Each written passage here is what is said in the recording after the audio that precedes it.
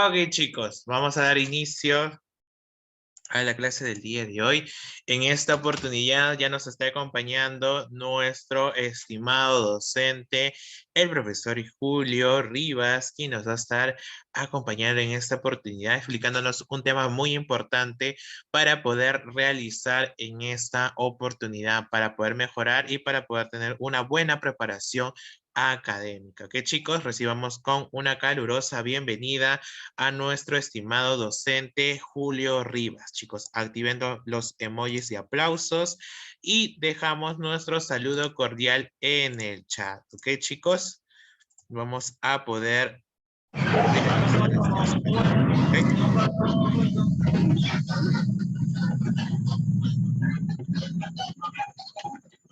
Juancito, buenas tardes, ¿cómo estás? Gusto saludarte. ¿Sabes, profesor? Ahí ahorita proyecto. Sí, porfa, las imágenes, porque todavía estoy en viaje, pero normal, con el celular puede estar avanzando algo, ¿sí? Sí, ahorita lo proyecto. Ya, correcto.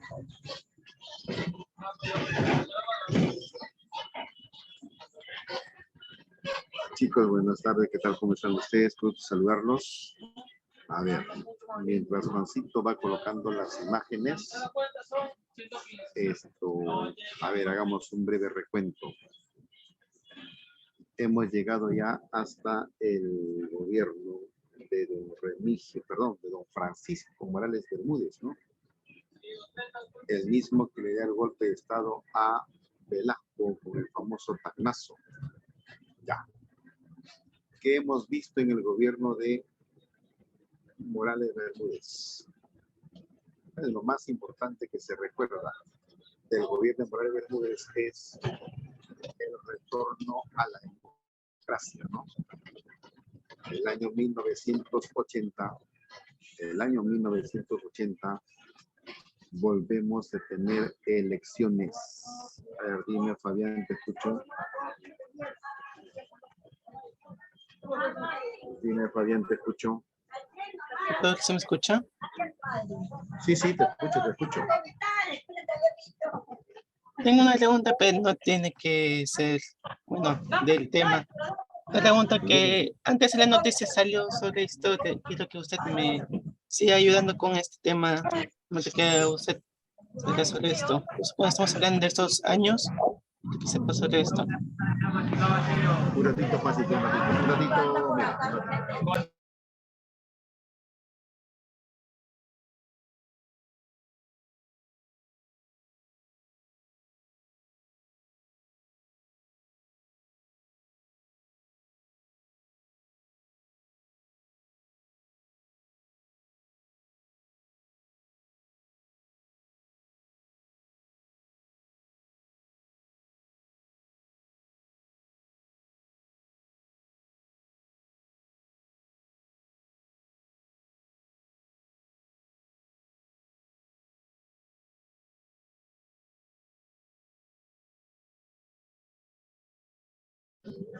Dime, amigo, ¿en qué consiste su pregunta? Dime. Mi pregunta es sobre bueno, usted no vio las noticias que una moneda de 1991, o sea, que en ese año ya cumple sus 30 años de creación, que valen como 500 soles, ¿no? Dicen 500 soles, ¿no? La verdad que no estoy muy al tanto, pero posiblemente más que su valor nominal, perdón.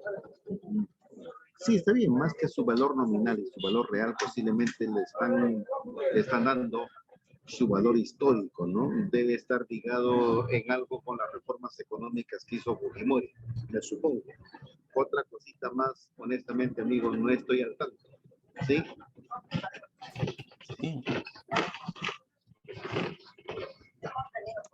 A ver, por favor, si vamos proyectando las imágenes, Juancito, te agradecería bastante.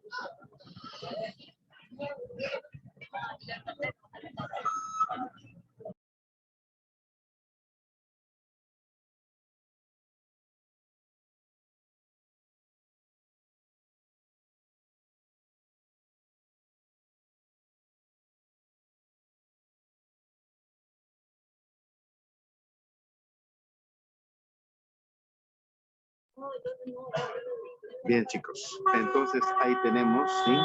Ahí tenemos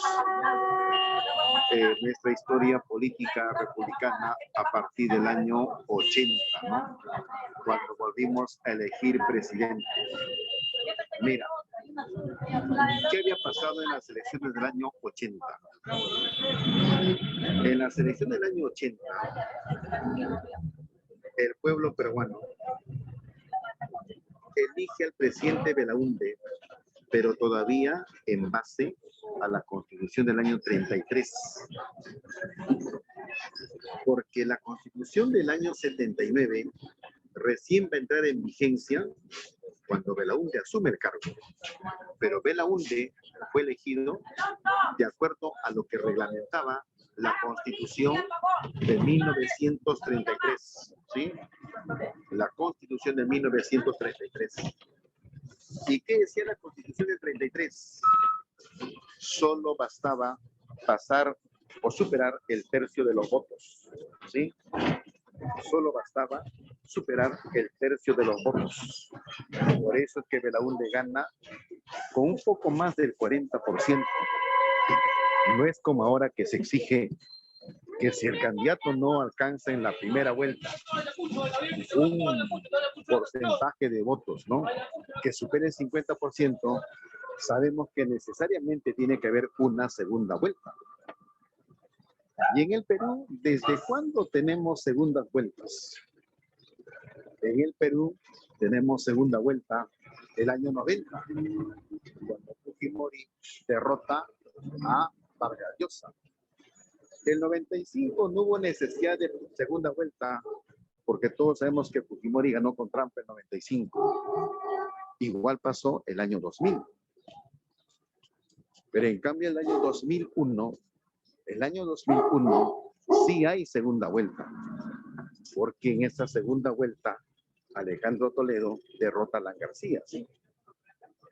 El año 2006 también hay segunda vuelta, cuando Alan García derrota a Ollanta Humala. El año 2011 también hay segunda vuelta, cuando Ollanta Humala derrota a la señora Keiko Fujimori. El 2016, refresco más reciente, ¿no?, también hay segunda vuelta, ¿sí? Bueno, y lo que hemos visto pues el año pasado, también segunda vuelta.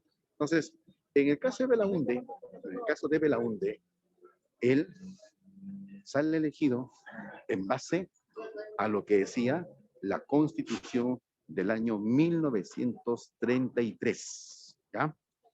Muy bien. A ver, ¿qué cositas tenemos en el gobierno de Belaúnde? A ver.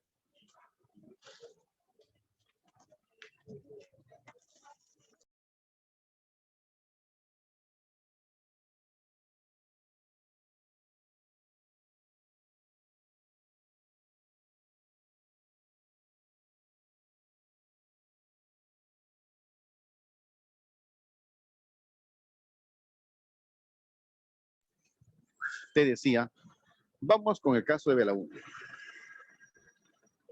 Desde el momento en que Belaúnde asume el cargo, ya entra en vigencia la Constitución del 79, ¿sí? Ya va a entrar en vigencia la Constitución del 79. Bueno, creo que por ahí el micro inconscientemente estaba apagado. Solo para recordarte. Belaúnde sale elegido en vigencia de la Constitución del 33, porque la Constitución del 33 solo exigía el tercio de los votos, más no que supere el 50%, y si no, una segunda vuelta, ¿no? Eso va a ser todavía a partir del 90, ¿no? ¿De acuerdo? Bueno, en todo caso se aplicó a partir del 90, ¿sí? Eso es lo que quería comentar.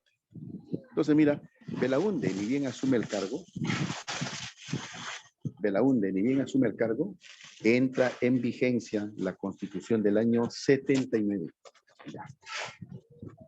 Mira, hablando ya de los hechos propiamente de su gobierno, ¿sí? Hablando ya propiamente de los hechos de su gobierno, uno de los primeros anuncios que hace Belaúnde es devolverle a sus verdaderos propietarios, ¿ya?, devolverle a sus verdaderos propietarios los medios de comunicación. Recuerda que el gobierno de Velasco les había quitado, ¿no? Les había quitado. Entonces, Belaúnde, en su segundo mandato, lo que hace es devolverle los medios de comunicación, tanto radial, escrito, televisivo, ¿no? Que para entonces existían, ¿sí?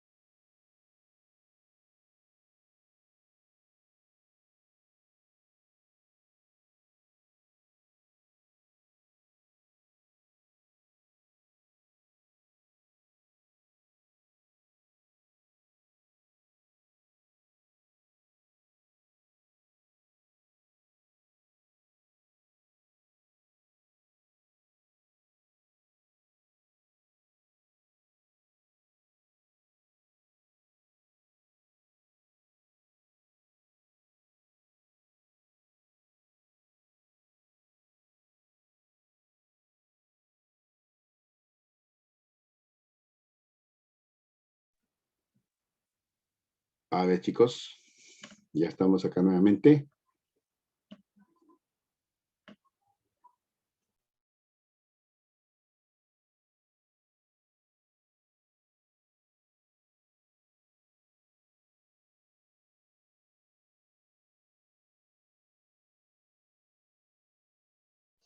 Ponle modo, ahora sí, muy bien. Entonces, ahora sí ya llegamos a casa, chicos, y ya estamos ya más tranquilos.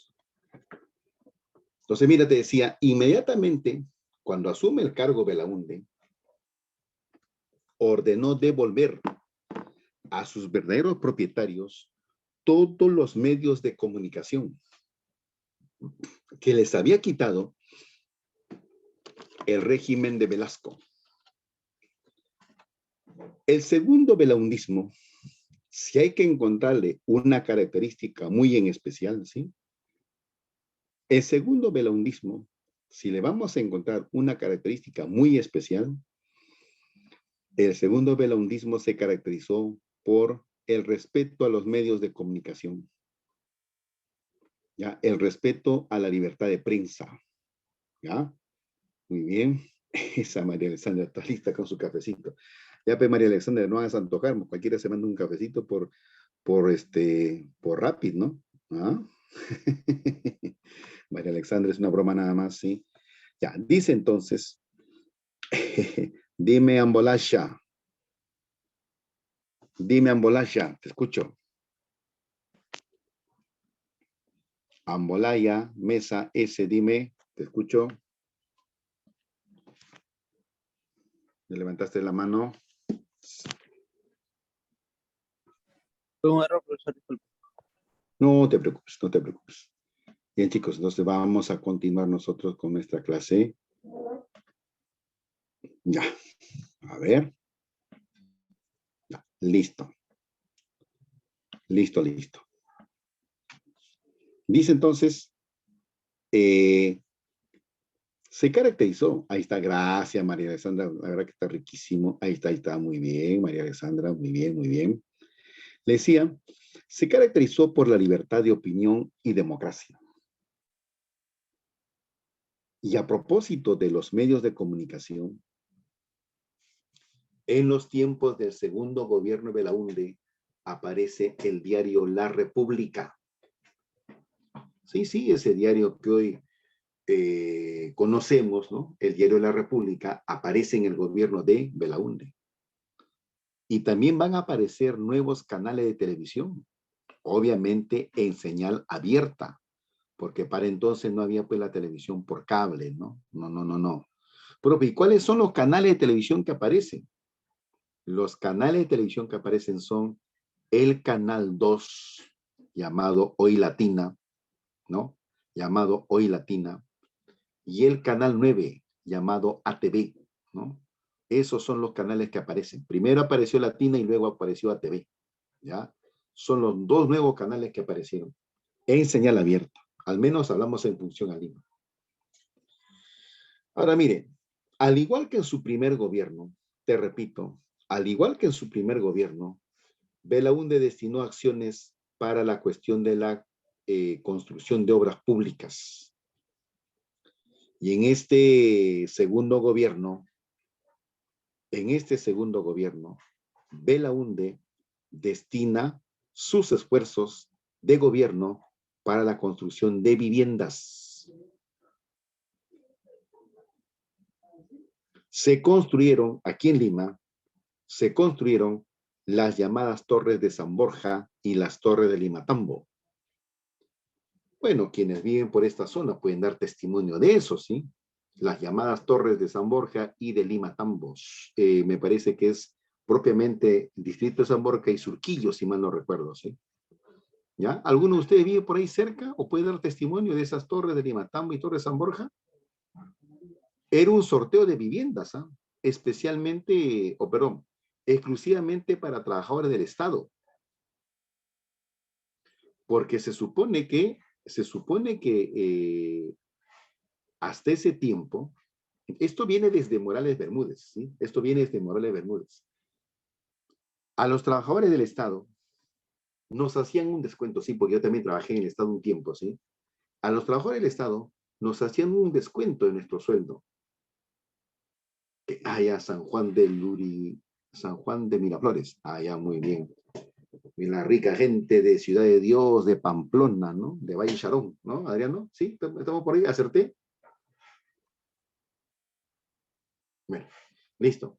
Entonces, nos descontaban de nuestro sueldo un porcentaje, el famoso Fondo Nacional de Vivienda o FONAVI, que ahora pues están pidiendo que le reclamen, ¿no? A propósito, también tengo que reclamar que me devuelvan lo que me han descontado, ¿sí? Entonces, el famoso FONAVI daba derecho para que participes en ese sorteo de viviendas. Era un sorteo televisado, ¿sí? Y no solo hubo sorteos de viviendas en Lima, también hubo en provincias, si mal no recuerdo, ¿sí? Ya. Pero la cosa, que eso es lo que hace Belaúnde en su segundo gobierno, construcción de viviendas, ¿no? Y ahí bien clarito dice, mira, ve, esto se financió mediante el aporte del FONAVI, Fondo Nacional de Vivienda, que se creó en 1979, gobierno de Morales Bermúdez.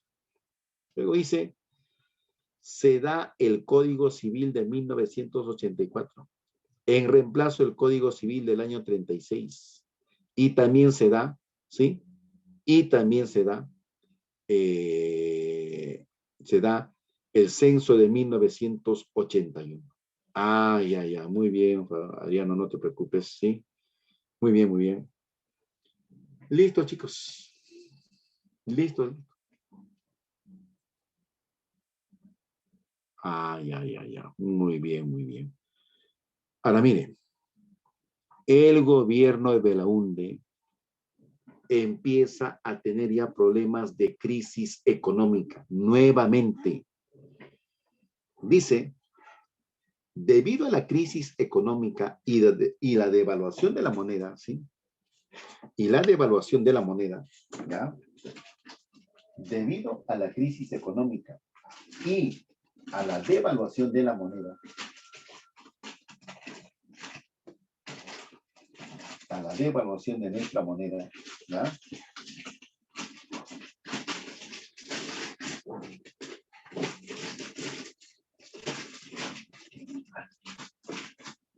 ¿Qué fue lo que pasó? Se reglamenta al INTI como nueva unidad monetaria en reemplazo del sol de oro. Porque hasta entonces teníamos como moneda el llamado sol de oro, ¿ya? Teníamos como moneda al llamado sol de oro.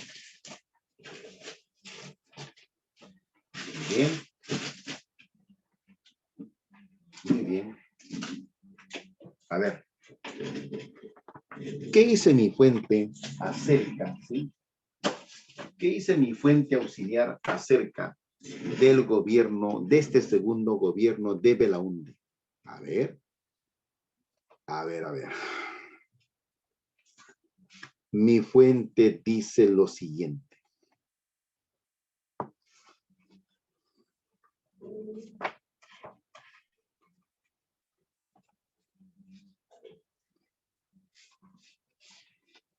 Dice, en materia económica, el gobierno de Belaúnde en este segundo periodo desarrolló reformas económicas liberales, implantadas por los ministros de Economía que él tuvo, Manuel Ulloa Elías, Carlos Rodríguez Pastor y Pedro Pablo Kuczynski. ¿No te suena conocido el nombre de Kuczynski? Vuelve a colaborar con su gobierno, porque Kuczynski ya había colaborado con él en el primer gobierno. Ahora, el gobierno de Belaúnde incrementó la deuda externa porque pedimos préstamos para sanear nuestra crisis económica y el déficit fiscal. Y lo que te decía hace un rato, estableció el INTI ante la devaluación monetaria de la moneda llamado el sol de oro. Está lo mismo, ¿no? Lo que también hemos comentado nosotros. Muy bien. Ahora mira, durante el gobierno de la dictadura militar, ¿sí? Durante el gobierno de la dictadura militar, durante el gobierno de la dictadura militar, no hubo elección de autoridades locales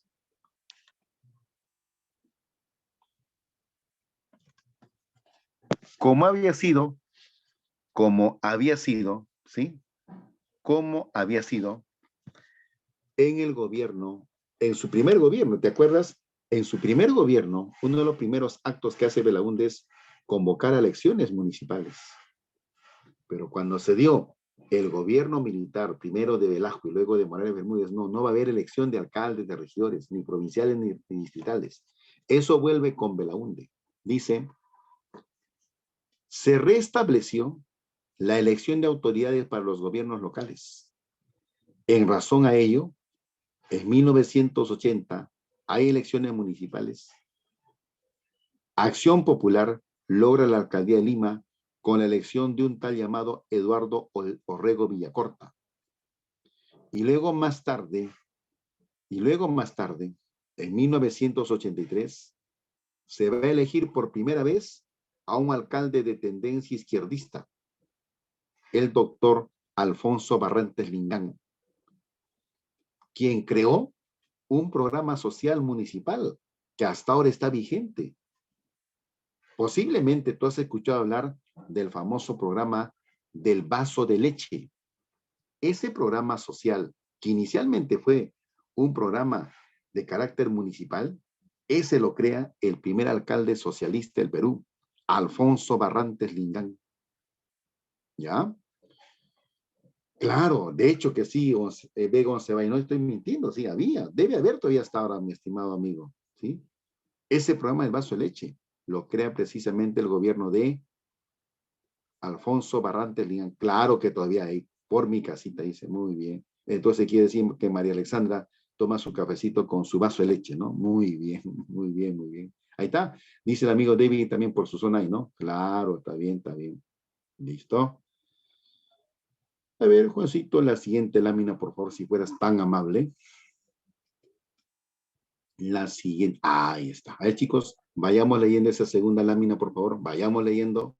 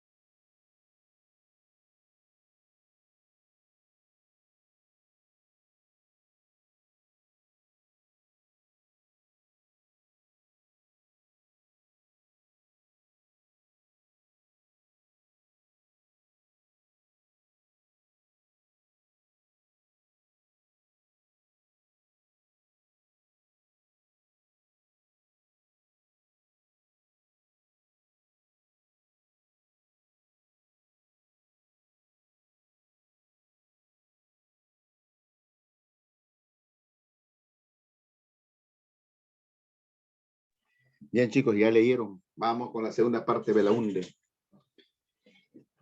El lema de Belaúnde, pues, era trabajar y dejar trabajar, ¿no?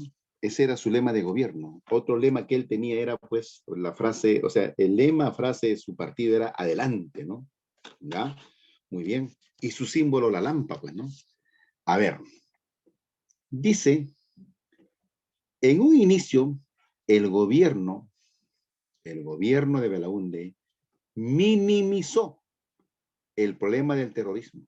Minimizó el problema del terrorismo, considerándolo solo como actos delincuentes comunes. Abigeato. ¿Quiénes son los abigeos? Los abigeos son los que roban ganado. Los abigeos son los que roban ganado. ¿Ya? Son los que roban ganado. Entonces Belaúnde cree que los senderistas, los terroristas, simplemente son ladrones de ganado.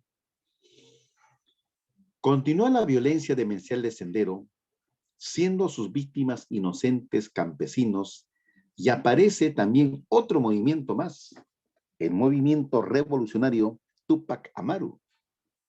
Ahora, ese movimiento revolucionario Túpac Amaru fue la fusión del movimiento de izquierda revolucionaria que ya lo conocemos de su primer gobierno con el movimiento revolucionario velasquista. Si Sendero Luminoso tuvo como líder a Abimael Guzmán, el MRTA tuvo como líder a Víctor Polay Campos. Pero fíjate lo que dice al costado de Polay Campos. Polay Campos antiguamente había sido aprista. Dice ahí, de antigua militancia aprista. ¿Y dónde apareció el MRTA? En la región nororiental de San Martín. Departamento o región de San Martín. Ahora,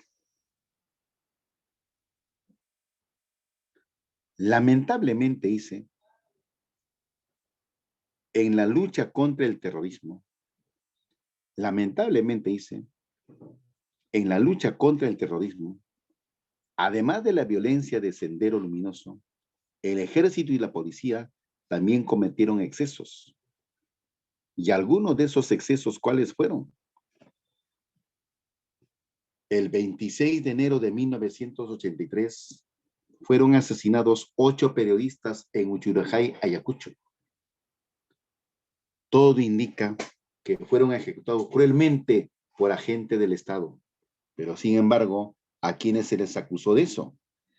Sin embargo, se les acusó a los campesinos de haber dado muerte a los periodistas. Lo que pasa, amigo, ahí es lo siguiente. Ya habían serias denuncias de que los miembros del ejército estaban cometiendo abusos.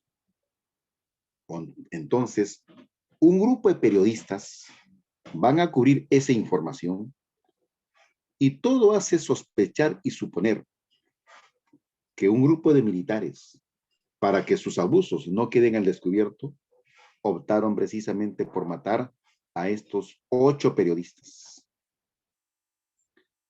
En la historia del periodismo peruano, ese 26 de enero es un capítulo muy en especial. ¿Sí? Es un capítulo muy en especial. Ahora, en diciembre de 1984, hubo matanza de campesinos en Putis, Ayacucho. Esa también es dramática, por si acaso. Con eso no estamos eximiendo de delitos a Sendero. Sendero fue criminal. Eso jamás se va a borrar de la mente. Pero igualmente no hay que borrar de la memoria de que los policías, algunos malos policías, algunos malos miembros del ejército, también cometieron excesos. Uno de ellos es la matanza de Putis, Ayacucho, 1984. Mire, los campesinos, gente humilde, lamentablemente estuvieron entre dos fuegos. Las acciones violentas del ejército y la policía, como también las acciones criminales de Sendero. Pero en este caso, la matanza de Putis lo hizo el ejército. ¿Cómo así? Acusaron a la gente que vivía en el poblado de Putis de estar colaborando con Sendero. ¿Sí? De estar colaborando con Sendero. Entonces la orden del jefe de la base militar era precisamente eliminar a esos campesinos.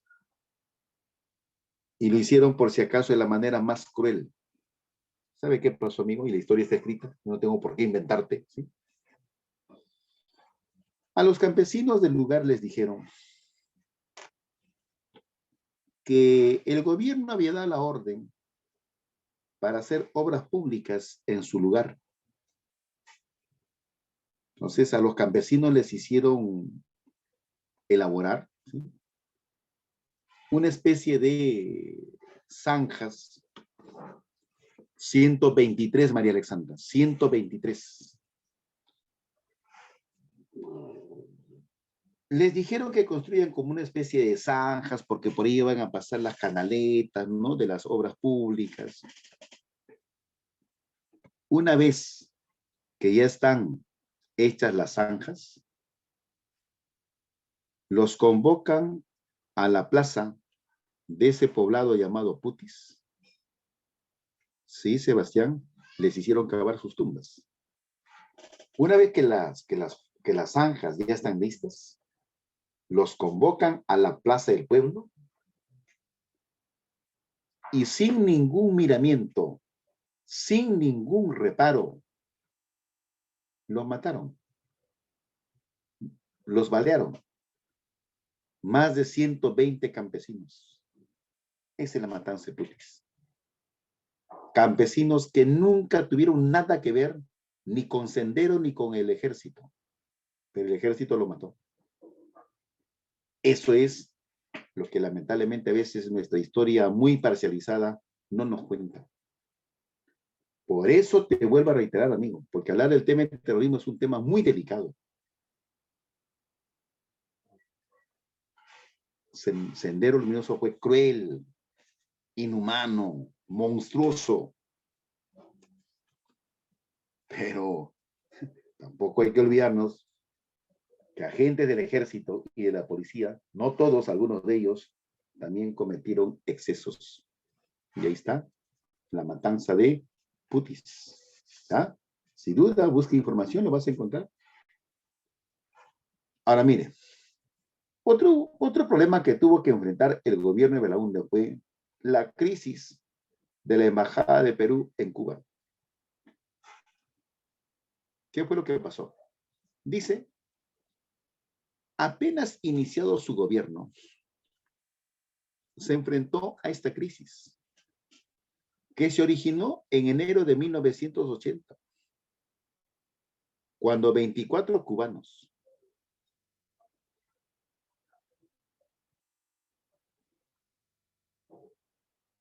Dime, María Alessandra, ¿qué parte no escuchaste, hijita?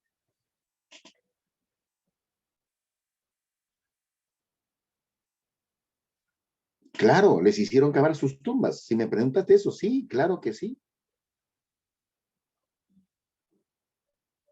Mire, el gobierno de Belaúnde siempre vendió la imagen de que respetaba la libertad de expresión. Y sí, sí lo respetó. Lo que pasa que aquí estamos hablando de un hecho aislado, en el que malos miembros del ejército y malos miembros de la policía cometieron excesos. Y uno de esos casos fue la matanza de los periodistas.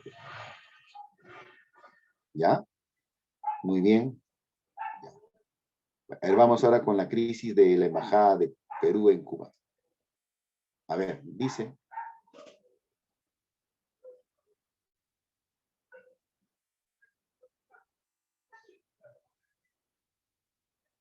No, no todos los campesinos eran terroristas, ¿no? Ese es un error. No, no, no, no, no. Bueno, ya no quiero seguir ahondando en el tema, pero la verdad que también miembros del ejército y la policía cometían excesos, eran muy arbitrarios.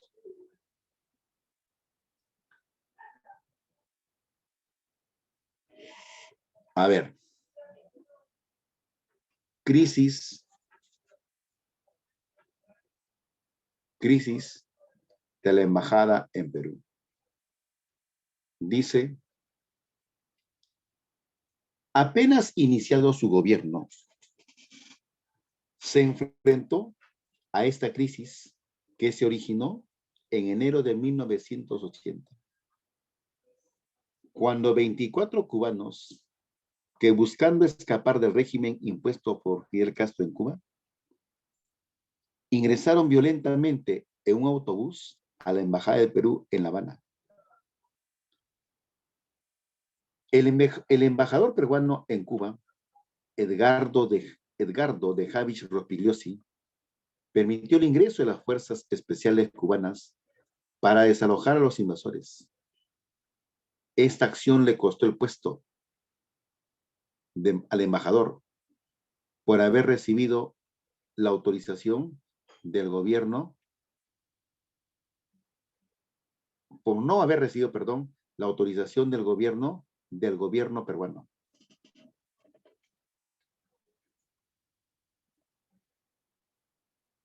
Ese problema de Cuba se va a iniciar así.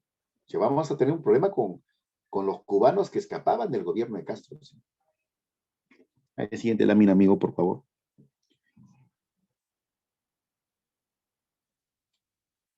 Siguiente lámina, por favor.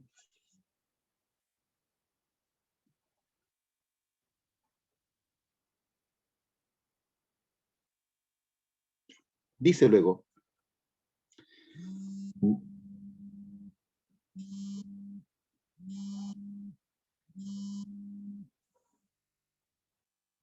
muy bien, se activó la alarma, ¿no? Muy bien, muy listo. ¿Qué podrá pasar? No sabemos. Tal vez un pequeño movimiento sísmico. En fin, ¿tú sabes qué? Ahora están llegando a todos los celulares la alarma que viene desde el ministerio, ¿no? Para estar alertas ante algún desastre natural, ¿sí? Sí. ¿Sonó también el tuyo allá en casa? A mí nunca me llega ese rato. A ver. Profesor, Dígame.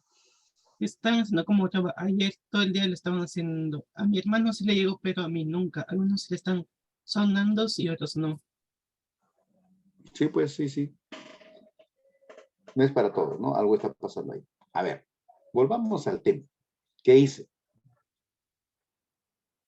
Entre finales de marzo e inicios de abril de ese año, se dieron el segundo y tercer ingreso realizado bajo fuego por parte de la milicia cubana.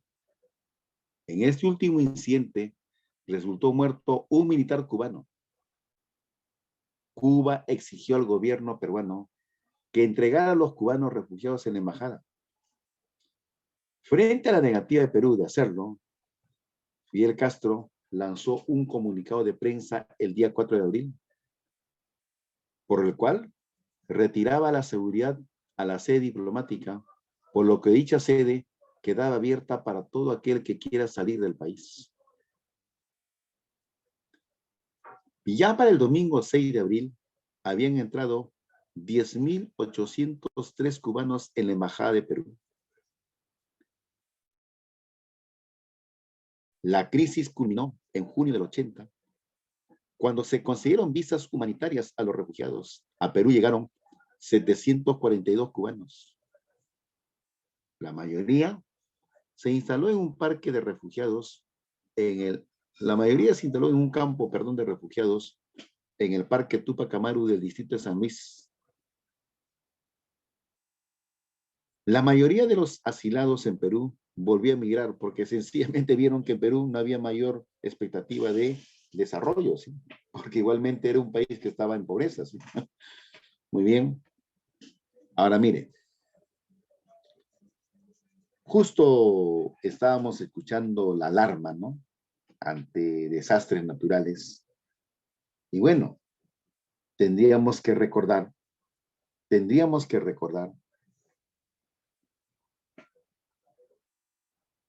que nuestro territorio es un territorio muy propenso a desastres de la naturaleza.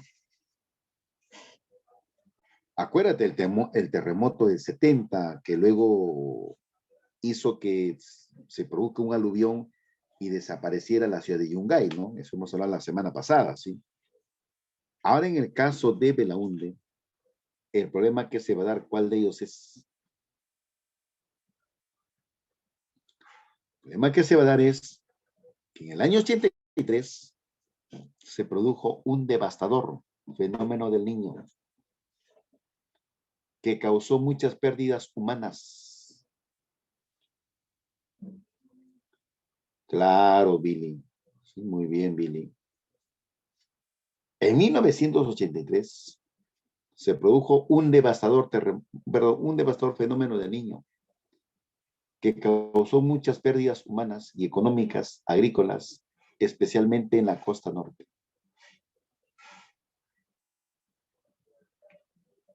Estimados alumnos,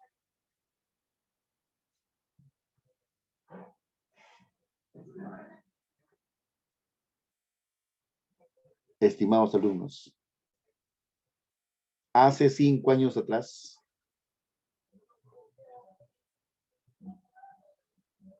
claro, Adriano, sí. Hace 5 años atrás, ¿te acuerdas? Durante el gobierno del presidente Kuczynski, se produjo el famoso fenómeno del niño costero, ¿sí? Que igualmente nos causó muchos problemas. Pero déjame decirte una cosa. Ese fenómeno del niño costero del 2017 no le llega ni al 10% de lo que fue el fenómeno del niño del año 83.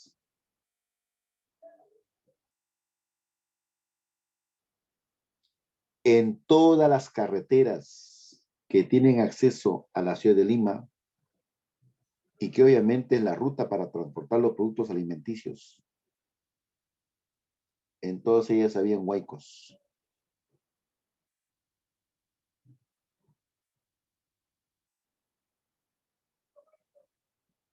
Muy bien. Ese fenómeno del niño provocó desabastecimiento de alimentos en Lima y pérdida de extensos campos de cultivo en la costa norte. Se perdieron extensos territorios donde estaban sembrados arroz, limón, frutas, verduras, etcétera, etcétera. Y todos sabemos que esos alimentos proveen Lima, pues sí. O sea, las zonas que te estoy comentando, especialmente la costa norte, provee de alimentos a Lima, así como también la Sierra Central. Y no queda atrás la Sierra Sur. ¿Sí? Pero por el fenómeno del Niño, todas las carreteras estaban bloqueadas. Oiga, y la temperatura promedio aquí en Lima era algo de 34 grados. Y en el norte era aproximadamente 38, 39 grados. ¿Sí? O sea, el territorio peruano ardía de calor.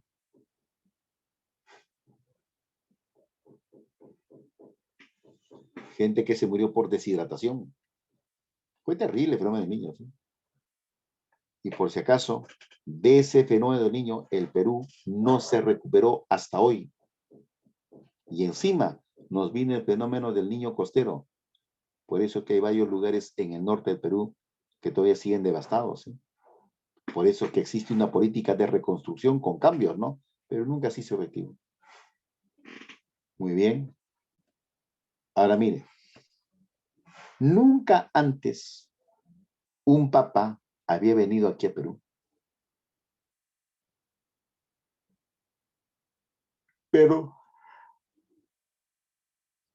en el segundo gobierno de Belaúnde llega por primera vez el Papa Juan Pablo II, quien falleció en el año 2005. Uno de los papas más carismáticos que ha tenido la Iglesia Católica.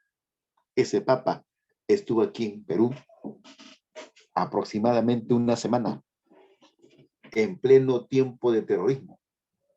¿Sí? En pleno tiempo de terrorismo. Y bueno, el Papa Juan Pablo II, los lugares que visitó eran lugares muy en especial, ¿no? Mira, con decirle que visitó Ayacucho, donde se supone que el terrorismo estaba a todo dar. Pero vino acá ese Papa, ¿sí? El Papa polaco, ¿no? Karol Wojtyła. Nombre papal, Juan Pablo II. Muy bien. Ahora, en el gobierno de Belaúnde, a raíz de la crisis económica, claro, claro, claro. En el gobierno de Belaúnde, la crisis económica lo lleva ya a no pagar la deuda externa. Y dice, debido a la crisis económica financiera, se cerraron bancos y mutuales. ¿De acuerdo? O sea, la crisis económica que se va a vivir en el gobierno de Belaúnde fue fuerte, ¿sí? ¿Ya? Lógico, empeoró en el gobierno de García. ¿Ya? A ver, aspecto internacional. Aspecto internacional. En 1981 se da la guerra con Ecuador por el territorio de Falso Paquilla. En los enfrentamientos con el ejército ecuatoriano, falleció el general de división Rafael Hoyo Rubio, que a propósito había sido uno de los generales del ejército que le habían dado golpe a Belaúnde. Por ahí surgió la versión de que Belaúnde lo habría mandado a matar, ¿no? Porque tenía todavía guardado el rencor de que ese general le había dado golpe de estado. Bueno, eso es lo que se especulaba, ¿no? Pero lo concreto es que el general Rafael Hoyo Rubio muere enfrentando a los ecuatorianos el año 1981. El presidente Belaúnde, pero antes de eso, profe, ¿en qué consiste ese problema con Ecuador? Mira, para comenzar, el lugar llamado Paquilla sí existe. El lugar llamado Paquilla sí existe en Ecuador. Es un territorio en Ecuador. Pero los ecuatorianos que siempre han querido, ¿no? Los ecuatorianos, perdón, que siempre han querido quitarnos territorios, afirman que el territorio de Paquilla está dentro de nuestro territorio. Por eso nos invadieron, pues. Por eso nos invadieron. Pero ese lugar, Paquilla, como te repito, existe en Ecuador, más no en Perú. El presidente Belaúnde advirtió que no habría ninguna negociación diplomática si antes las tropas invasoras no desalojaban nuestro territorio. Finalmente, el problema se superó. Pero Ecuador vuelve a molestar la paciencia en el gobierno de García. Y más fuerte fue el problema en el gobierno de Fujimori, año 1995. Muy bien. Ahí dale una repasadita, por favor, esa lámina.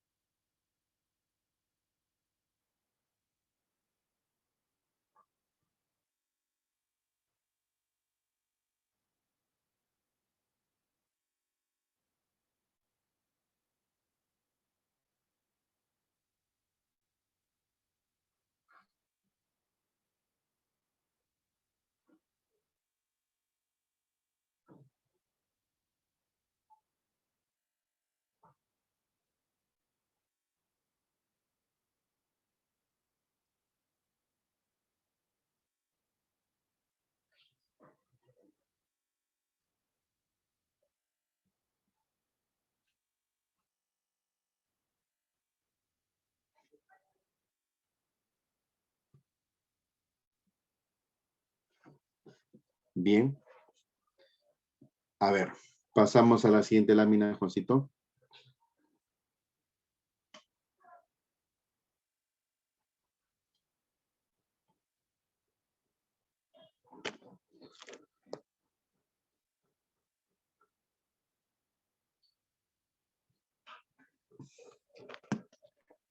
Bueno, María Alessandra, en el caso del Ecuador, Ecuador calmó de molestarnos cuando pues Fujimori le da territorio, ¿no? Eso es lo que a veces no nos dicen, ¿no? Pero en el año 98, el gobierno de Fujimori firma pues la famosa Acta de Brasilia, ¿no? Y ahí les conceden pues un pequeño territorio, por eso que Ecuador se queda ya tranquilo, ¿no? Ya no friega la paciencia, ¿sí? Muy bien, siguiente lámina, por favor.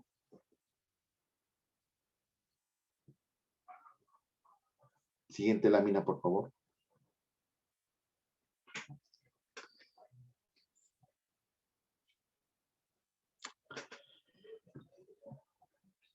Luego dice, y seguimos con el aspecto internacional, se dio la guerra entre países islámicos. Irak, apoyado por Estados Unidos, aunque no lo crea, sí, está correcto, apoyado por Estados Unidos. E Irán, apoyado por la Unión Soviética. Se va a dar la guerra entre esos dos países islámicos. Ahora, usted dirá, pero profe, esa es una guerra que está pues allí en Asia, no entiendo qué cosa tiene que ver con Perú. Sí, de alguna manera tiene que ver, porque mira, cuando esa guerra se dio, el secretario general de las Naciones Unidas era el diplomático peruano Javier Pérez de Cuellar, hace poco fallecido, hace poco falleció.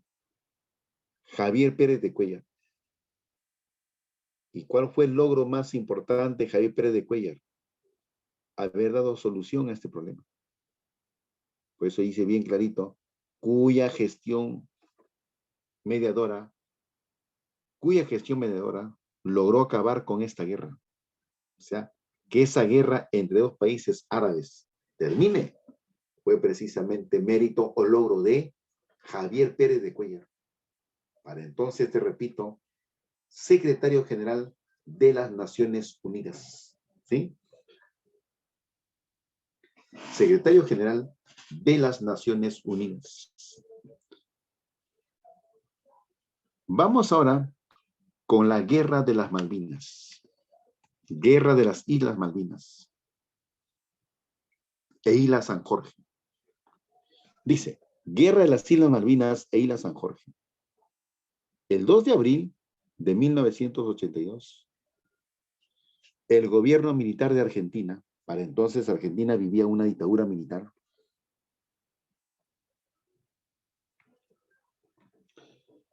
el gobierno militar de Argentina ocupó las Islas Malvinas. La reacción británica no se hizo esperar. Advirtiendo tan seria amenaza para la paz en América Latina, Perú propuso el 11 de abril una tregua para discutir los términos de un arreglo y al darse los hechos violentos, dio apoyo militar y económico a Argentina contra Inglaterra, que tuvo apoyo de Estados Unidos, Brasil y Chile. Ahora mire,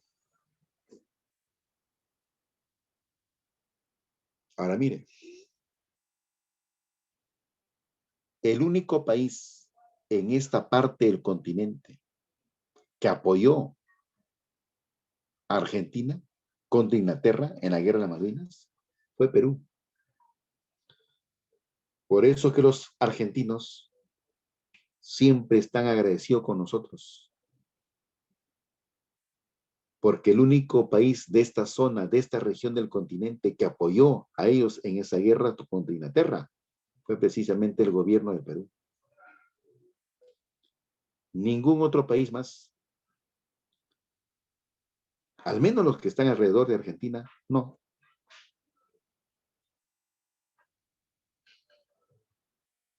Brasil tiene pues una rivalidad histórica con Argentina, ¿no? Al igual que Chile, ¿sí? Al igual que Chile. Y Estados Unidos se mete pues en cada problema según su conveniencia, ¿no? ¿Ya?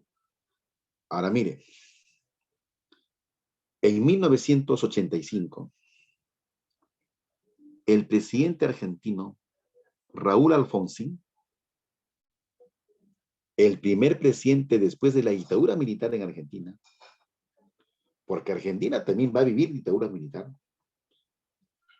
En 1985, el presidente argentino Raúl Alfonsín visitó el Perú y condecoró a Belaúnde con el collar de San Martín. Ese es un reconocimiento que hace el gobierno de Argentina al gobierno de Perú por haber apoyado precisamente en la guerra contra Inglaterra. Profe, y para entonces, ¿quién era gobernante de Inglaterra? Bueno, la reina Isabel, ¿sí? Lo que pasa que en Argentina suele hablarse más de quién. En Argentina suele hablarse más de el primer ministro. Y en este caso, el cargo de primer ministro, por aquel entonces, lo ocupaba una dama. La primer ministra inglesa, Margaret Thatcher, ¿sí? La primer ministro inglesa o británica, Margaret Thatcher, ¿ya? A quien llaman precisamente bajo el apelativo de la Dama de Hierro. Ella fue la que sin piedad dio la orden para que las tropas argentinas, las tropas británicas, perdón, destruyan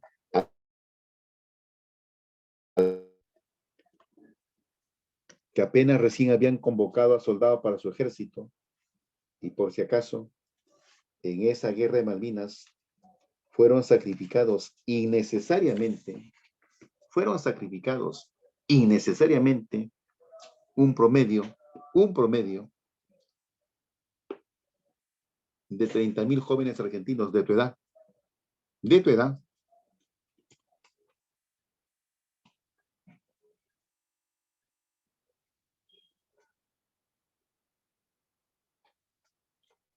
sin la mínima experiencia política.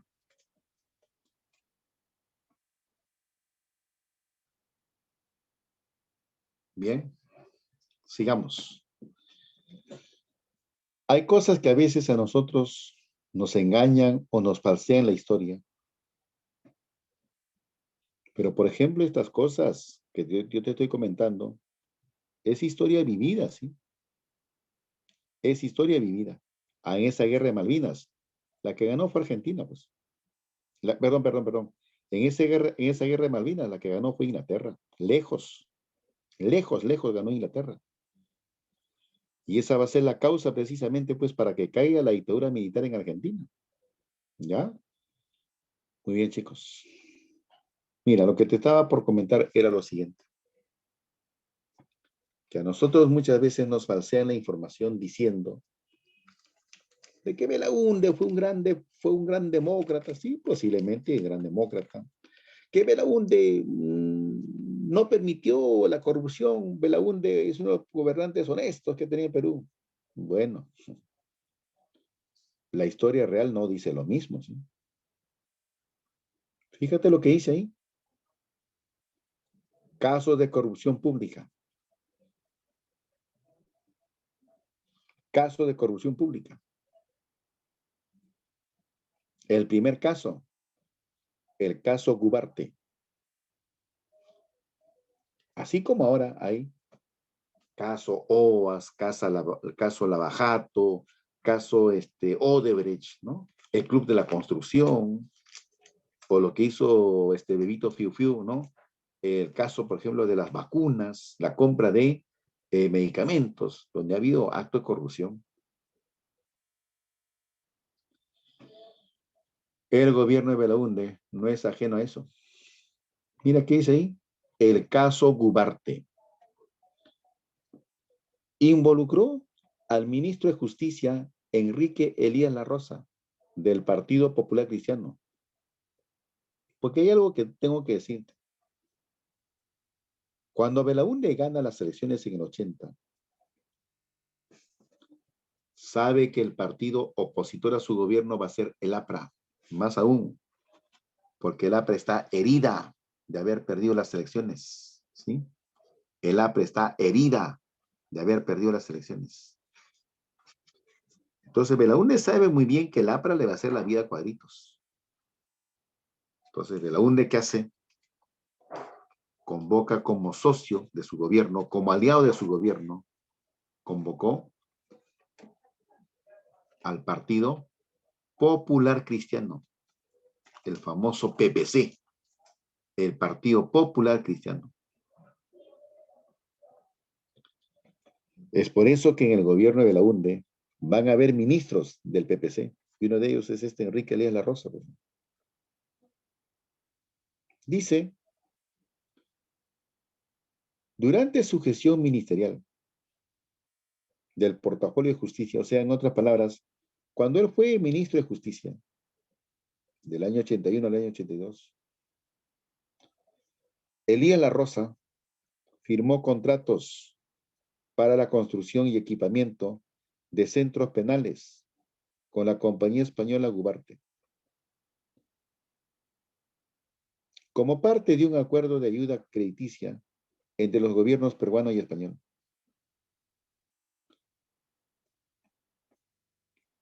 El elevado costo que demandaron dichas obras, 55 millones de dólares, y sus aparentes deficiencias, levantaron sospechas.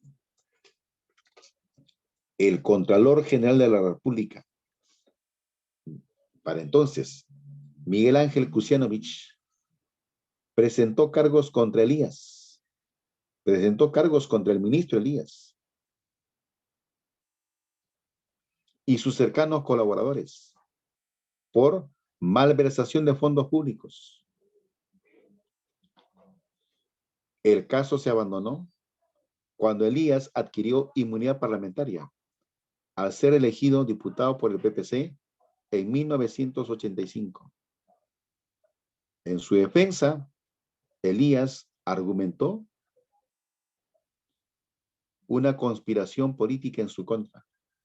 Lo que suelen decir todos los corruptos, que los están acosando políticamente, que le están haciendo pues seguimiento político, en fin. ¿Sabe qué pasa, amigo? ¿Sabe qué pasa? Todo indica que ese penal máximo para su construcción, o esos penales para su construcción, especialmente el penal Castro Castro, para su construcción, máximo debió demandar 35 millones de dólares. En conjunto los penales, especialmente Castro Castro, como digo. Entonces la gran pregunta es tan sencilla, amigo. ¿Y dónde están los 20 millones de dólares? Y aparte que ese penal, especialmente Castro Castro, tiene muchas deficiencias. Ahí está. O sea, como te vuelvo a repetir, que no nos vendan el cuento que en el gobierno de Belaúnde todo fue color de rosa. No, no, no. Ahí está. Primer escándalo, caso Gubarte. Siguiente lámina, por favor.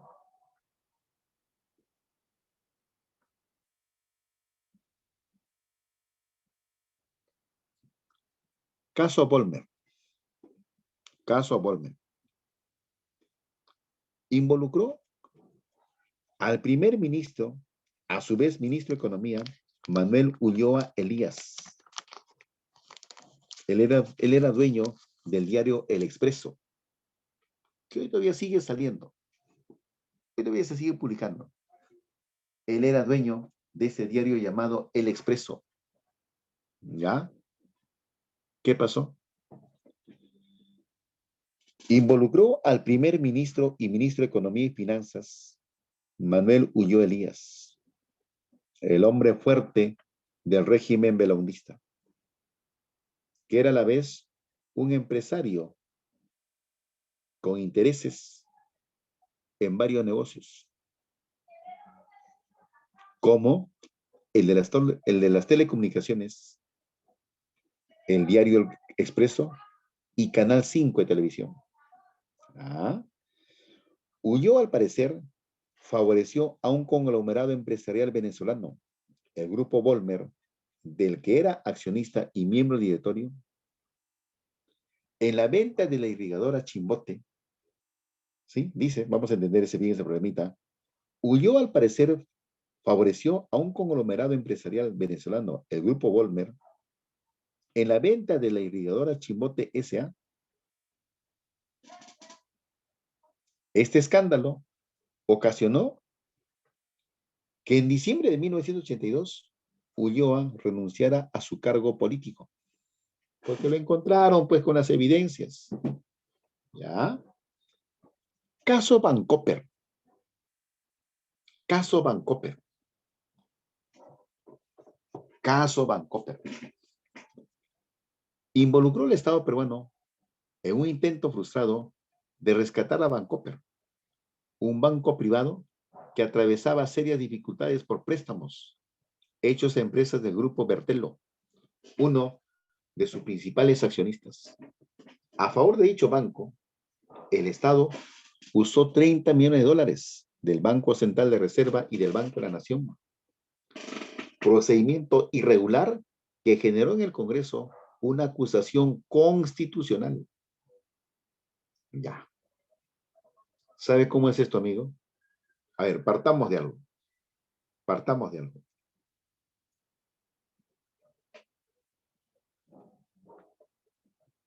El Banco Central de Reserva, como su nombre mismo lo dice, tiene reservado mucho dinero del Estado peruano y que más tarde lo puede utilizar en situaciones de extrema dificultad. Dígase, si es que el Perú estuviese enfrentando una guerra externa, entonces necesitamos plata para comprar armamento, ya, se recurre al Banco Central de Reserva. O se produce algún hecho por demás que escapa a la mano del hombre, como por ejemplo puede ser la cuestión del fenómeno del niño, o por qué no, imagínate que nos hubiese golpeado más fuertemente esta pandemia, entonces el gobierno hubiese echado mano de los fondos que tiene el Banco Central de Reserva. Solo en esos casos se puede utilizar el dinero del Banco Central de Reserva, pero no para favorecer a terceras personas o terceras, terceras personas o empresas. No. El fondo que se tiene del Banco Central es solo para uso de carácter de emergencia nacional. Y salvar a un banco no era emergencia nacional. Obviamente, había un interés político para salvar ese banco. ¿Ya? O sea, no sé si te das cuenta, millones de dólares en la construcción de penales, algunos miles de dólares, caso Volmer, caso Bancoper, ¿sí? Y se Belaunde. El caso Mantaro Pachitea involucró a los ministros Carlos Rodríguez Pastor, de Economía y Finanzas. La familia Rodríguez Pastor, por si acaso, debe ser una de las familias más millonarias que existe en el Perú. Claro, el ministro que tuvo Belaunde ya murió, pero ha quedado el hijo. Con el mismo nombre, es homónimo su padre, Carlos Rodríguez Pastor. Carlos Rodríguez Pastor.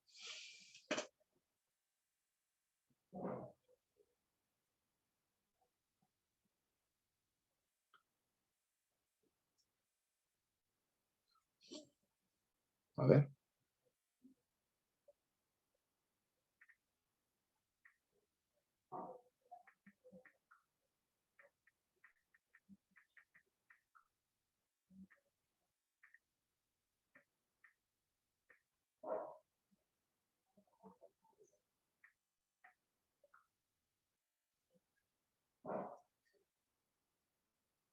Bien.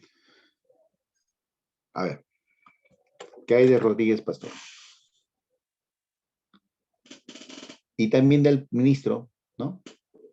Fernando Chávez Belaunde, de Transportes y Comunicaciones. Leamos nuevamente qué dice. El caso Mantaro Pachitea involucró a los ministros Carlos Rodríguez Pastor, de Economía y Finanzas, y Fernando Chávez Belaunde, de Transportes y Comunicaciones, quienes aceptaron una deuda de 42 millones de dólares generada por las pérdidas en el arriendo y posterior compra del Mantaro y Pachitea, 2 naves de carga inservibles. Igual que el caso anterior, este no avanzó gracias a la política del borrón y cuenta nueva que hizo el gobierno de Alan García. La comisión investigadora halló responsabilidad política en él, pero sencillamente argumentaron que el delito ya había prescrito. ¿Cómo entendemos este caso Pachitea-Mantaro, Mantaro-Pachitea?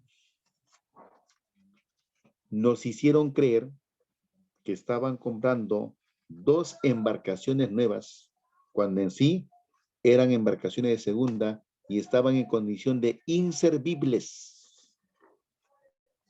Y encima nos comprometimos en comprarlo al crédito y ahí está, mira. Al comienzo la deuda fue 42 millones de dólares. Luego se elevó a 73. Ya por lo menos en el gobierno de Belaúnde se han gastado más de 100 millones de dólares. Al aire, al vacío. Suma, Gubarte, 55 millones. Y acá estamos tomando en cuenta los 73 millones que finalmente fue la deuda. Imagínate, pues. Entonces, yo no entiendo por dónde pueden argumentar de que el gobierno de Belaúnde estuvo ajeno a los actos de corrupción. No entiendo. Ahí está bien clarito, no te estoy inventando, son casos de corrupción del gobierno de Belaúnde. Siguiente dato, siguiente lámina, por favor.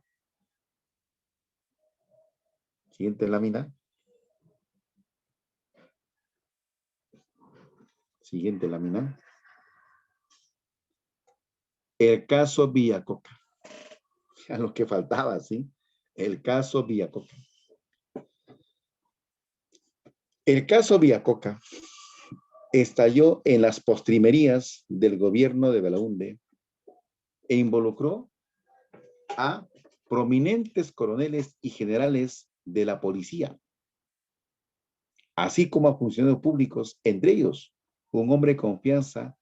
Es el caso de su ex premier y canciller del segundo belaundismo, Luis Perkovich Roca, con el cártel del narcotraficante llamado Reinaldo Rodríguez López, alias El Padrino.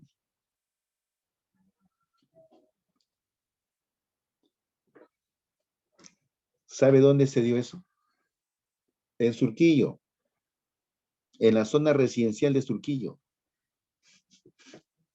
Resulta que faltando poco para que termine el mandato de Belaúnde, de pronto, en la zona residencial de Surquillo, se escuchó una fuerte explosión.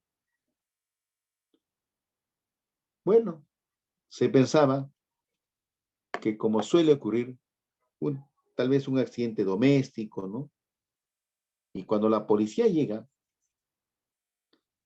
resulta que en ese lugar residencial de Surquillo, acá en Lima, la familia de este narcotraficante había adquirido varias casas en esa parte de Surquillo y que estaban articuladas unas con otras. Y resulta que esas casas los habían convertido en un laboratorio para la fabricación de la pasta básica de cocaína, clorhidrato de cocaína. Entonces, cuando se da el incendio, cuando estalla el incendio, lógico, va la policía, van los bomberos, y cuando hacen las investigaciones, ¡oh sorpresa!, se dan cuenta que no era un incendio doméstico, un accidente cualquiera. Había explotado el laboratorio más grande de clorhidrato de cocaína aquí en el Perú. Y todas las casas de esa familia Rodríguez López eran laboratorios para la fabricación de ese estupefaciente. Cuando revisaron las agendas que encontraron ahí, estaba comprometido el jefe de la policía, el ministro Perkovich, y Perkovich fue un personaje muy allegado a Belaúnde. No quiero ser pesado con mi comentario. ¿Y dónde está que no hubo corrupción? ¿Dónde está que no hubo corrupción? Ahí está. Caso de narcotráfico. Caso de narcotráfico. Comprometido el gobierno de Belaúnde. Tal vez Fernando Belaúnde Terry como persona no, pero sí su gobierno. Igual pasa con los tiempos de Fujimori. ¿Usted sabía o no que Fujimori utilizaba el avión presidencial para transportar droga? Lo que pasa es que eso nunca permitió a Fujimori que lo investiguen. Pero se sabe, pues, ¿no? Se sabe, sí. Viva la droga, dice María Alexandra Valle García. Viva la droga, dice. Los informes que existen, las delaciones que existen. ¿Ah? Fin de su gobierno. En las elecciones de 1985 ganó Alan García Pérez. ¿Quién derrotó? ¿Quién derrotó? Al candidato de la izquierda unida, Alfonso Barrantes Lingán. El Partido Aprista Peruano, en alianza con la Democracia Cristiana, llega a tener mayoría en el Congreso. El 28 de julio de 1985, Alan García asumía la presidencia del Perú, prometiéndonos que el Perú sería un país con futuro diferente. Muy bien.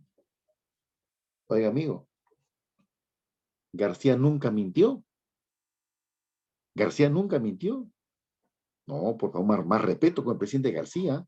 Cuando nos prometió que seríamos un país con futuro diferente, no mintió, por favor. ¿Quién ha dicho que García miente?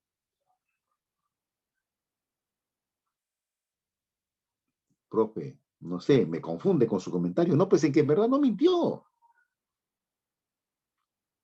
Dice, país con futuro diferente, ¿no? Ya, ¿sabe qué pasa? Si Belaúnde al Perú como país enfermo lo dejó con bronquitis, Alan García lo llevó a tuberculosis. Te hablo en sentido figurado. Entonces, futuro diferente, pues sí. Futuro diferente. Claro, o sea, no mantuvo lo mismo, ¿sí? ¿Te das cuenta? Esa es la promesa de García, ¿sí? El Perú tendrá, pues, un futuro diferente, ¿no? Promesa y promesa, nunca lo cumplió. En la campaña electoral, García prometió que los jóvenes de aquel entonces íbamos a tener un ministerio. Resulta que ahorita yo ya tengo 56 años y sigo esperando el Ministerio de la Juventud. ¿Qué te parece? Sigo esperando el Ministerio de la Juventud. A ver, chicos, siguiente lámina, vayan leyendo, por favor. Siguiente lámina, vayan leyendo.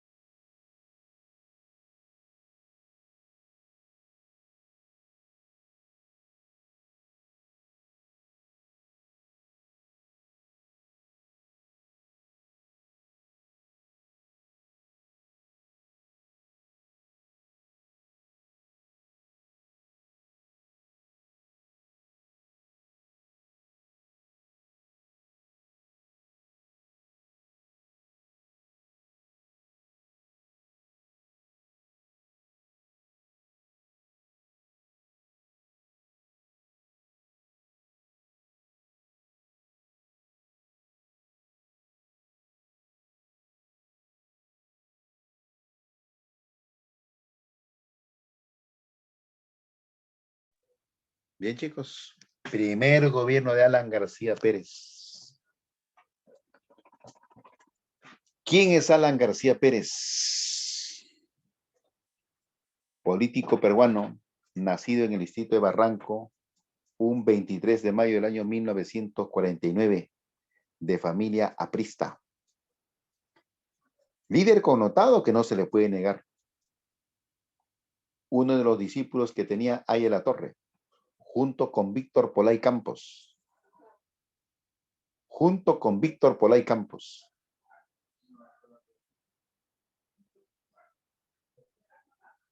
¿Quién es Víctor Polay Campos? El que fundó o lideró el MRTA. ¿Qué profe? Polay Campos era aprista. Polay Campos era aprista, compañero de Alan García.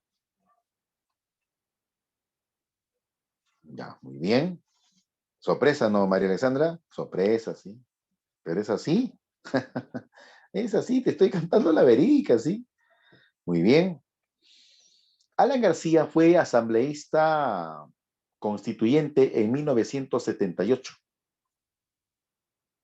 En 1980 fue elegido diputado por Lima. Y dentro de su partido, en 1982-83 ya alcanzó la más alta dirigencia, lo que le permitía entonces ser candidato a la presidencia.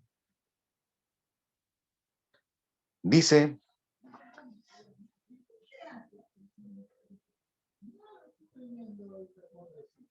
representó al Partido Aprista Peruano, que después de 60 años logró alcanzar la presidencia.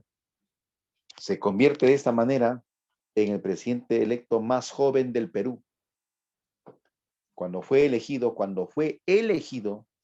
Alan García tenía máximo 35 años de edad. Tras cumplir los 35 en mayo del 85, recién ya asume la presidencia el 28 de julio. Aunque eso no tiene nada que ver, sino que te estoy contando la secuencia nada más. Ahora,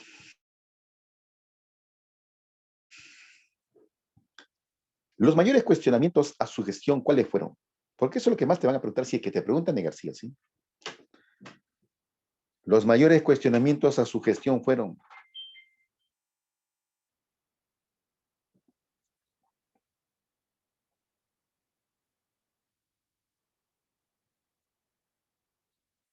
el mal manejo de la política económica que nos llevó a tener el mayor índice de inflación en toda nuestra historia republicana.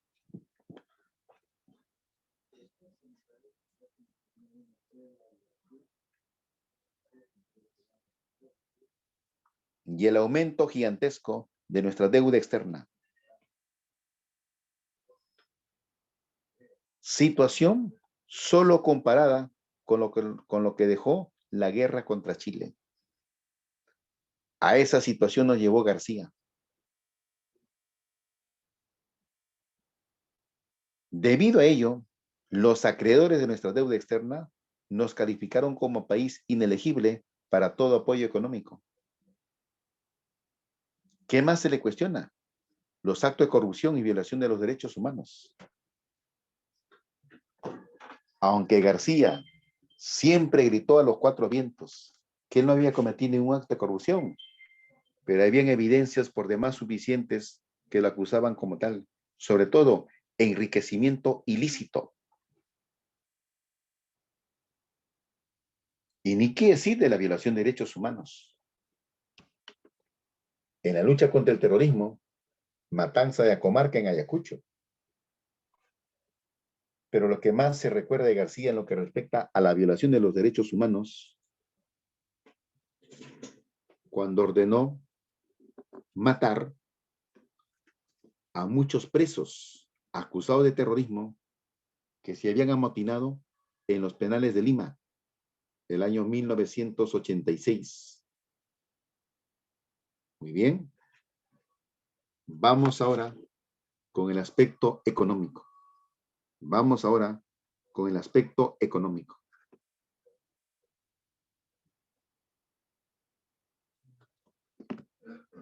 Rompió los acuerdos contraídos con el Fondo Monetario Internacional al limitar el pago de la deuda externa al 10% el monto de las exportaciones.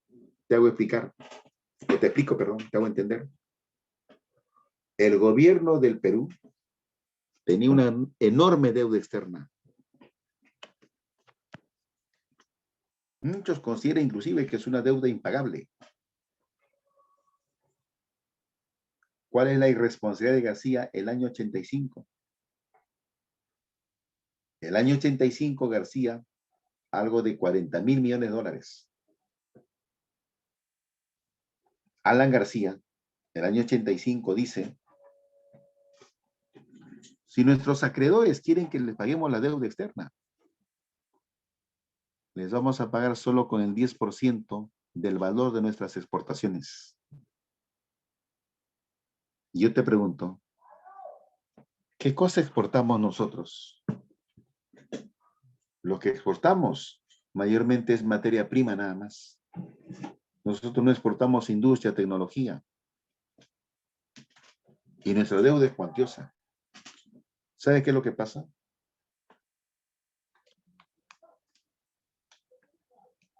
Con el planteamiento de García,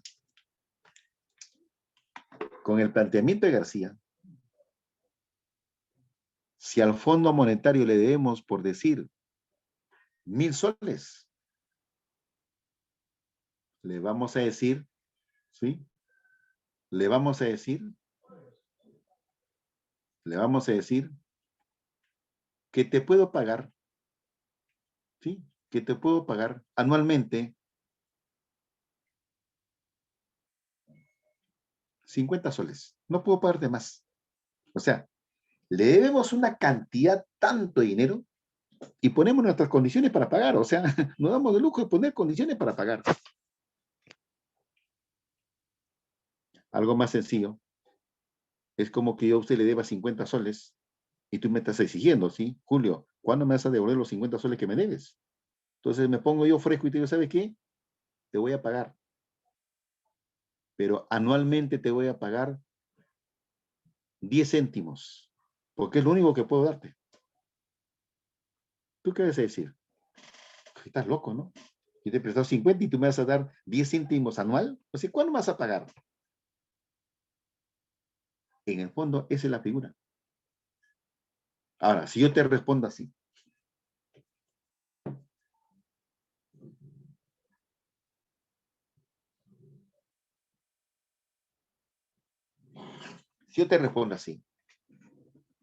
¿tú vas a tener voluntad de seguir prestándome? No. ¿Qué vas a hacer? Inmediatamente le vas a decir a tu compañero, oye, a Julio no le preste dinero, porque ese no sabe pagar. Yo le presté 50 y me quiere dar 10 céntimos al año, o un sol al año. Ya, un sol al año mejor hay que redondearlo para que no sea muy ridículo, ¿sí? Un sol al año me quieres pagar. O sea, quiere decir que va a pagar en 50 años. Si es un sol al año y me debe 50 soles. Ni más. Y así corrió la información de que Perú no cumple sus compromisos económicos, por eso que nadie nos quiere prestar dinero. ¿Qué más? Las medidas heterodoxas dieron resultados en el bienio 85-86, quiere decir control de precios, ¿no? Control de precios, sobre todo control de precios, control de la divisa, o sea, de la cotización de la moneda. Sí, dio un momento, dio resultados, pero eso era solo para un momento, pues. No era para que se convierta en política económica de su gobierno, no. Esas eran medidas que por algún momento podían dar resultado. Con todo eso, amigo, se produjo un aislamiento económico, pues el Perú fue declarado por los organismos financieros internacionales como país inelegible. Y al no haber plata, ¿qué hace García?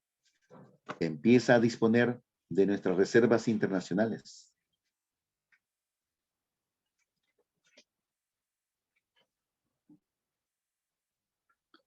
Y lo que es más, se sabe que García ordenó sacar dinero del Banco Central de Reserva y enviarlo a un banco que se llama el BCCI, un banco que tenía la fama de hacer lavado de activos. Se mira ¿A qué nivel estamos hablando? El gobierno de García, ¿sí?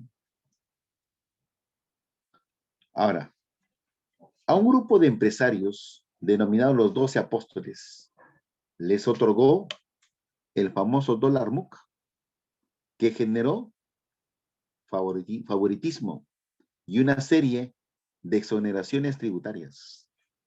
Ya, te explico eso. Es como que en este momento, el dólar que está cotizándose a cerca de 4 soles, creo que está a 3.80, 3.90. De pronto el gobierno dice, para un grupo de empresarios, el dólar no va a costar 3.80, 3.90. Va a costar máximo sol 50.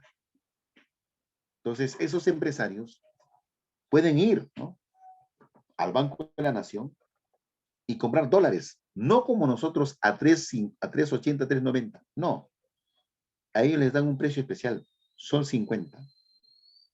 ¿Y por qué hace eso el gobierno de García? Porque con eso García lo que quiere es motivar a los empresarios para que inviertan en el Perú. Pero ¿qué crees que hicieron los empresarios?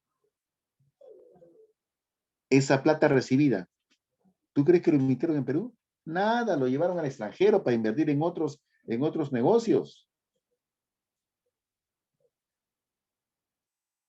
Obviamente, esto generó un malestar económico, que solo un grupo de empresarios, o sea, gente con poder económico, compre el dólar más barato con respecto al que compraba el común de la gente. Increíble, ¿no? Pero así es. Ese es el famoso dólar MUC, moneda única de cambio.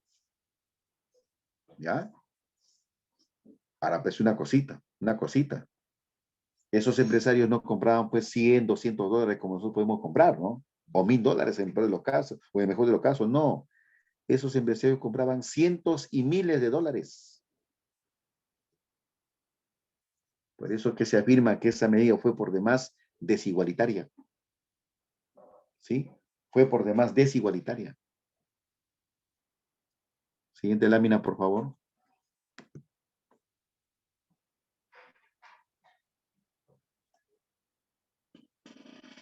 Otras cositas. En el gobierno de García se descubrió el yacimiento del gas de Camisea en el Cusco en 1987. Se creó la Empresa Nacional de Comercialización e Insumos, ¿no? Empresa Nacional de Comercio de Insumos, que tenía su famosa leche Enzi, ¿no? Una leche pero de bajísima calidad, que lo primero que te generaba era que el estómago se te afloje. Una leche malísima. Ese es García, pues. Volvemos al mal manejo económico. Nos llevó a tener una hiperinflación que viene a ser emisión inorgánica de dinero sin respaldo en la producción y sin respaldo financiero. Debido al empleo de la maquinita. O sea, se fabricaron billetes para colocarlo al mercado y como si usted saca fotocopia y colocas en el mercado y eso tiene valor. Pero en verdad carecía de valor, pues sí.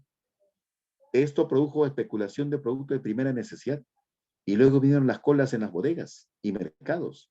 Se llegó a un total desabastecimiento en los supermercados y algunos de estos tuvieron que cerrar.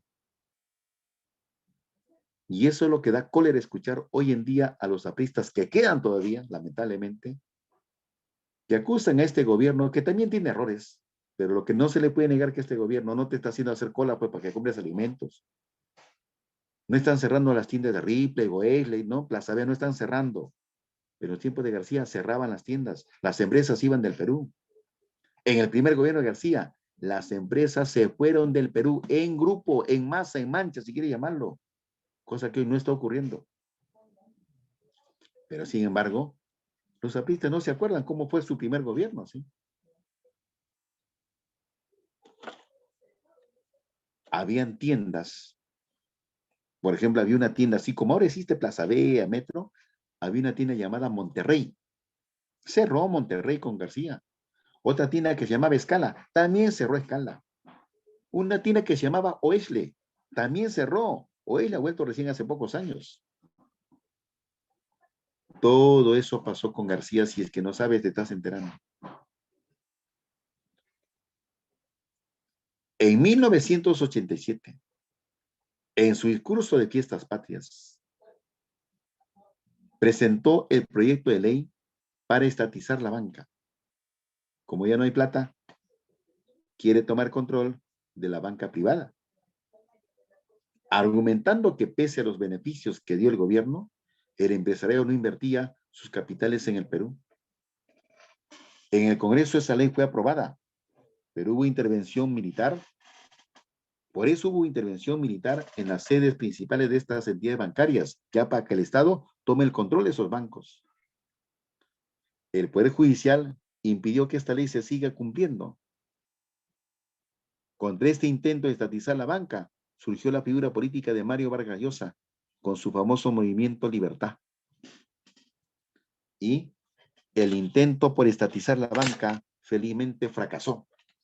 Felizmente fracasó. Así es que, por favor, una vez más te reitero, García hizo todo eso en su primer gobierno.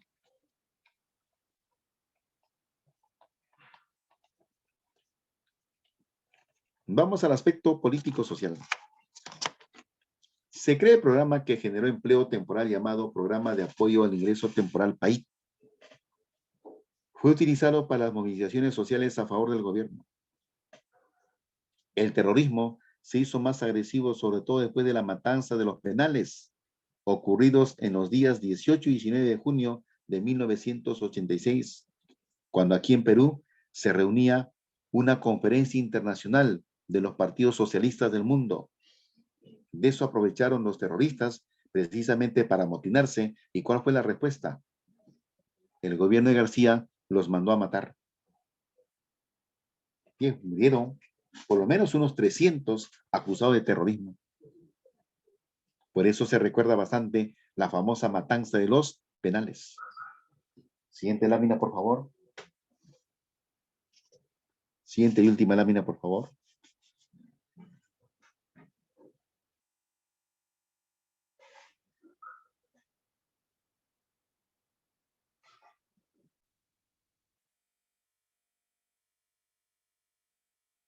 Siguiente y última lámina, por favor.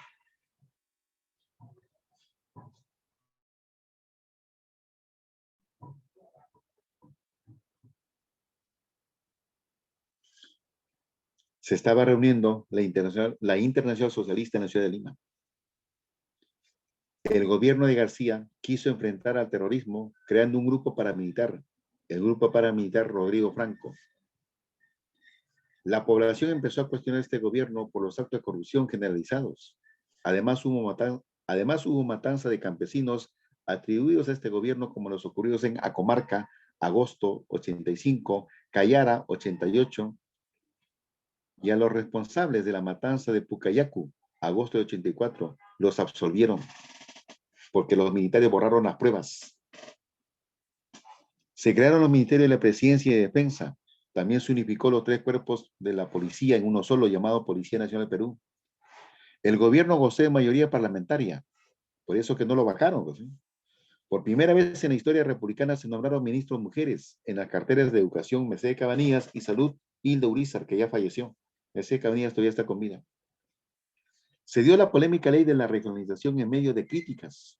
Se inauguró el Museo de la Nación, que está en la avenida Javier Prado, a Prado con aviación. Se produce la fuga de Víctor Polay Campo y otro cabecilla del MRTA a través de unos túneles desde el interior del penal Castro Castro, en 1990. La opinión pública consideraba muy sospechosa tal construcción del túnel. En las elecciones municipales del año 86, Jorge el Castillo, el que aparece cada rato en Willax, ¿sí? Jorge el Castillo salió elegido alcalde de Lima, haciendo el ofrecimiento de campaña. ¿Cuál era? La construcción del tren eléctrico, que nunca lo cumplió. El tren eléctrico empezó a funcionar o se terminó de construir en su primer tramo después de casi 25 años. En 1989 fue elegido alcalde de Lima el empresario Ricardo Belmont Casinelli, fundador del movimiento independiente Obras, evidenciando la crisis. O sea, la elección de Belmont evidenciaba la crisis de los partidos políticos. Y aparecieron fenómenos políticos novedosos en el caso de Perú, los llamados outsiders. ¿Quiénes son los outsiders? Son aquellos candidatos que ganan una elección sin ser conocidos, simplemente porque presentan una oferta novedosa y de pronto el caudal de votos que puede estar yendo para un candidato tradicional se desvía en favor de este candidato desconocido. Esos son los llamados outsiders. En el caso de Lima, alcalde que fue elegido con ese criterio de outsider fue Belmo. Y Fujimori también es calificado como un candidato outsider, es decir, que no estaba ni siquiera en las encuestas, pero de pronto apareció y ganó las elecciones. Última lámina, me parece, disculpe, por favor. Última laminita, por favor, ya para terminar esto, no cansarlos.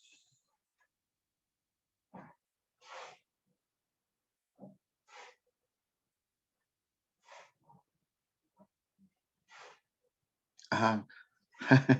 También, pues, igual, ¿no? Última laminita, Juancito, por favor.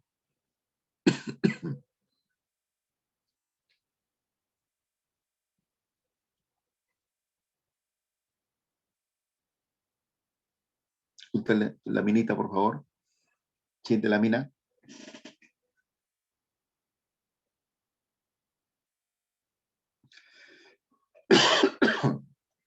Última lámina, por favor. Otros aspectos. Al iniciar su gobierno, surgió el Grupo de los 8, fundado para tomar una posición soberana y en bloque frente a la deuda externa. Estuvo formado por Perú, Brasil, Argentina, Uruguay, México, Panamá, Venezuela y Colombia. También se formó el Grupo Lima, formado por Perú, Brasil, Uruguay y Argentina para apoyar a Contadora, que era una misión de paz en Centroamérica, precisamente para solucionar los problemas terribles que había en Centroamérica. Se inició la construcción de las centrales hidroeléctricas de Charcani, Quinto en Arequipa y Carhuaquero en Lambayeque. El doctor Walter Alba descubrió la tumba del señor de Zipán en 1987. Ese mismo año 87, una tragedia deportiva. El avión que traía a toda la delegación del Club Alianza Lima luego de haber participado en un partido por el campeonato en Pucallpa, sospechosamente se hundió frente al mar de Ventanilla. Pero mira, más allá del hinchaje, sea usted o no hincha de Alianza, ¿sabe qué es lo que pasa? Se presume de que en esa embarcación Fokker había mercancía que eran cocaína. Y antes que descubran quién era el destinatario de esa carga ilícita, de ese negocio ilícito, fue que posiblemente pues se provocó esta tragedia. Porque ¿sabe qué cosa es lo raro, lo curioso? Que el único que sobrevivió de ese accidente aéreo fue el piloto del avión. El piloto del avión hasta ahora está vivo, pero nunca lo dejaron hablar. Y al tipo lo mandaron a Estados Unidos. Ese piloto, un tal apellidado Vidal, está vivo, Villar, está vivo en Estados Unidos. Yo digo que no es fácil traerlo para que hable por qué, cómo fue el accidente. Todo indica que fue un sabotaje de gobierno porque iban a descubrir que ahí estaban transportando droga. Busque la historia del Fokker de Alianza Lima, que obviamente en el campo deportivo fue una tragedia, ¿no? Eso no se puede dudar, pero en el fondo había un trasfondo político que posiblemente nunca se va a investigar. Bien, chicos. En las elecciones del 90, en la segunda vuelta, Alan García termina apoyando a Fujimori, porque Vargas Llosa era crítico a su gobierno por la cuestión del intento de estatizar la banca. Y así es como un desconocido ingeniero Alberto Fujimori, que ni siquiera tenía plan de gobierno, termina ganando las elecciones con el apoyo de el APRA. Y así es como dejamos ya pendiente para la siguiente clase, que todavía hay un repasito, ahí podemos avanzar más, ¿sí? El gobierno de Fujimori para adelante. Bien, chicos, como siempre, un gusto trabajar con ustedes. Gracias por su participación.